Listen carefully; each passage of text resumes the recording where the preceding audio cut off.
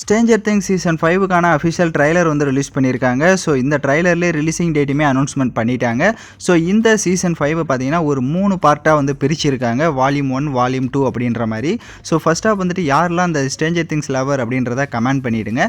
So first volume 1 பார்த்தீங்கன்னா November 26 வந்து release பண்ண போகிறாங்க. செகண்ட் வால்யூம் 2 வந்துட்டு கிறிஸ்மஸ் அன்னைக்கு ரிலீஸ் பண்ண போகிறாங்க. ஃபைனலாக வந்துட்டு நியூ இயர் அன்னைக்கு பார்த்தீங்கன்னா ஒரு 2 எபிசோடை வந்து ரிலீஸ் பண்ண போகிறாங்க.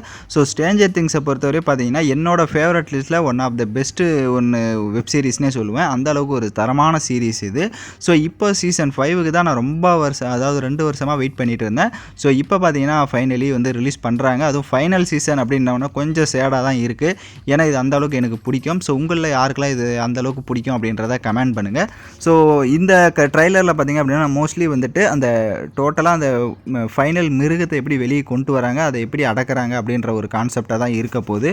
ஸோ அந்த ட்ரைலர்லேயே பார்த்தீங்கன்னா 4 சீசனையுமே வந்துட்டு கட் பண்ணி சில முக்கியமான அந்த எமோஷ்னலான சீன் எல்லாமே கட் பண்ணி கரெக்டாக வந்துட்டு மேக் பண்ணியிருக்காங்க. ஸோ கண்டிப்பாக வந்துட்டு நவம்பர் 26 வந்து ரிலீஸ் பண்ணுறதுனால கொஞ்சம் டைம் இருக்குது. பட் வெயிட் பண்ணுவோம். நீங்கள் எந்த அளவுக்கு இந்த ஸ்ட்ரேஞ்சர் திங்ஸ் 5க்கு வெயிட் பண்ணுறீங்கன்னு கமெண்ட் பண்ணுங்கள்.